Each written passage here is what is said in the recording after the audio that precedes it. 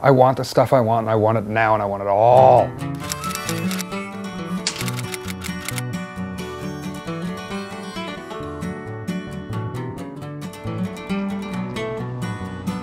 This is not the Sistine Chapel. I mean, these are really fun little monsters.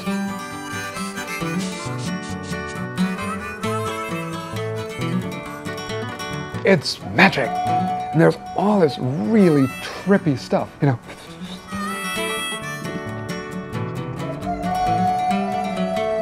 I say this all the time. I don't do drugs, I don't drink, and the reason is I don't have to, because this stuff just appears in my head anyway. So I mean, I've been drawing as long as I can remember. I mean, I don't know that I sort of came onto the planet with a pen in hand, but it couldn't have been much long after that. Did all sort of the regular stuff, like school newspaper, yearbook club, like all the really geeky stuff. I had my first drawing printed when I was 12, and I was completely hooked. So I'm a complete ink whore. The first thing was actually a Donald Duck drawing for a German fanzine called Der Donaldist, which is a magazine dedicated, of course, to the scientific study of Donald Duck comics. Why monsters? You know, I get that question, and people are expecting that I'll go, oh, well, you know, I've been obsessed with monsters ever since I was a little boy, and God, I've been, you know, when I was in high school, I was drawing monsters. I have no particular interest in monsters, honestly, and they just sort of found me. I was driving, I was curving along that big, long curve at the LA Convention Center, and suddenly I had this image on my arm of a monster. And I thought, oh, you know, it looks friendly. I should probably draw it. And I drew the little guy, and then immediately did 50 more, because that's sort of how my brain works, is that if I like something, I want to just do it a lot. Probably another reason why I don't drink or do drugs.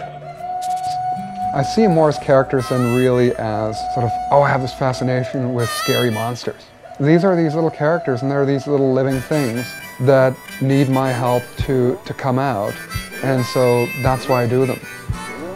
By calling them monsters, they can be whatever shape they want to be. And so that makes it this great canvas to really explore hundreds of different shapes, and it also gives people license to tell whatever story they want to tell.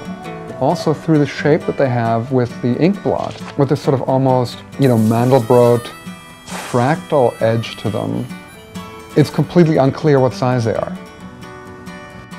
And that's, in fact, in some of the clips where you think you're looking at a very small monster, and then I put in these tiny little humans, and all of a sudden you realize that this is sort of a gargantuan creature. And that again is sort of part of the drama of the clips, to put something in at the end, where sort of the position shifts a little bit.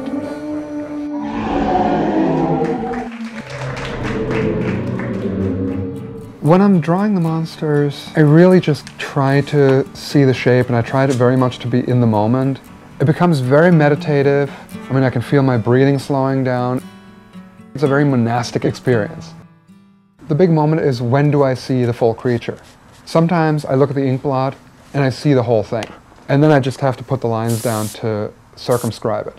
And in some instances, I just see little bits, and then the rest of the figure sort of reveals itself over time. So the point is to give as honest and real-time an account of what actually happened as is possible, because it's not something that usually you get to see in, you know, an art catalog or an illustration book. You don't get to follow that. All you get to see is the highly varnished end product. And I think it's more fun because it's very easy to overproduce and polish the edge right off of everything. And what I wanted to have with this is much more kind of a making of documentary, sort of behind the music type experience almost. Just to have something that's real and that feels like it's alive on the page, and that the human hand and the human element, in my case the human hand is literally in it, but in all aspects, to have it clear that there's a person behind it. I gotta always have a few seconds at the end. Oh, he's looking very regal, isn't he? My. Really, sort of, I like this guy. Excellent. And so if it weren't for having the monsters on the internet and having people interact with them, you know, it wouldn't be what it is now, which is this sort of time capsule. Listen, I can't play the guitar, I can't sing, I can't do any of that stuff. I can make characters, I can draw, and I can design. And so I wanted to find a way of having a performance using the tools that I have at my disposal. So that's also why I draw upside down and why I write in reverse. That makes it into, you know, the daily monster we know and love today.